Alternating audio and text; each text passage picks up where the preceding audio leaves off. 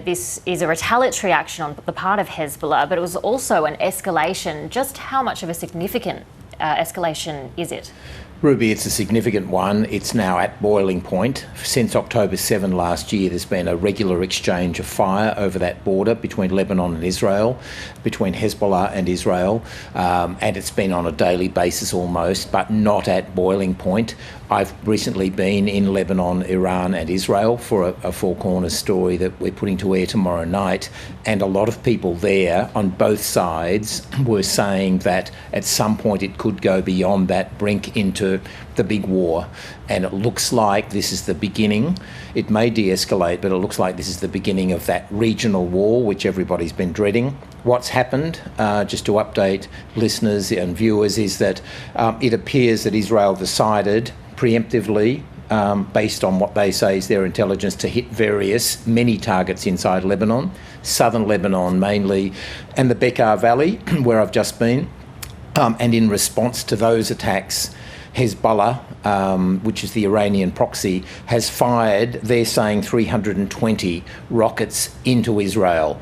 Now, the really worrying thing about this is that Hezbollah has as many as 150,000 missiles that we know of in the south of Lebanon, perhaps more, but credible sources say 150,000. Now, Israel has one of the best anti-missile defence systems in the world, if not the best, the Iron Dome, which of course can stop rockets coming, at 5, 10, 15, 20 at once. But the fear is that should Hezbollah fire, say, 10,000 or 20,000 missiles or 30,000 missiles at once into Israel, then that's going to be quite catastrophic, and Israel will respond very hard. For Four Corners, we've interviewed an ex-Mossad chief who says if Hezbollah starts to fire those 150,000 missiles, we will turn Beirut into a football court, is his expression. And a lot of analysts we've spoken to fear that just what Israel has done to Gaza, which essentially has reduced Gaza mainly to rubble, Gaza's basically now unlivable, that Israel could do the same thing to Beirut as part of this escalating tension. And John, just give us a bit of context. I mean, putting aside the events of the last 3 weeks, moving back even further than that, how did we get to this point?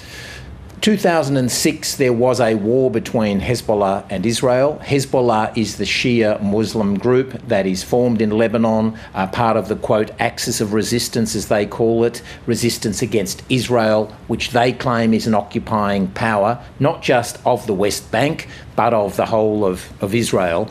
Now, that has become now, in my view, a fully controlled and owned proxy of Iran, essentially from the investigations that we've done for the last few weeks in Iran, Lebanon and Israel.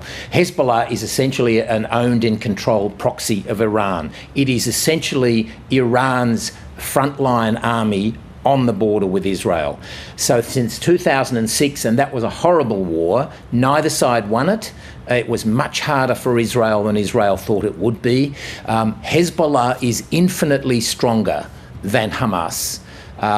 When you live in Israel for 6 years, as I have, and you talk to a lot of army and intelligence people, they say that Hamas is nothing compared to Hezbollah. They'll often in Israel talk about every 2 or 3 years in Gaza, we mow the grass, is their expression. We go in there, it's a military operation, sure, people get killed, but we mow the grass to maintain the garden. They'll never talk that way about Hezbollah. Hezbollah is a fearsome fighting force, trained recently and combat experience in Syria. They helped keep Bashar al-Assad in power in Syria. When he was in real trouble, Hezbollah troops went across the border into Syria. They fought Sunni militia groups in Syria and they helped Bashar al-Assad stay in power.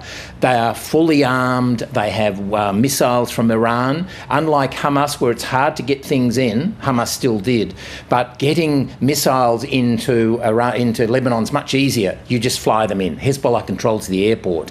And so this is the battle that anybody who's lived in the region has not want to see this battle, including Israelis and including Lebanese, don't want to see this war, but it looks like we're at the brink now of possibly that happening. I hope it doesn't.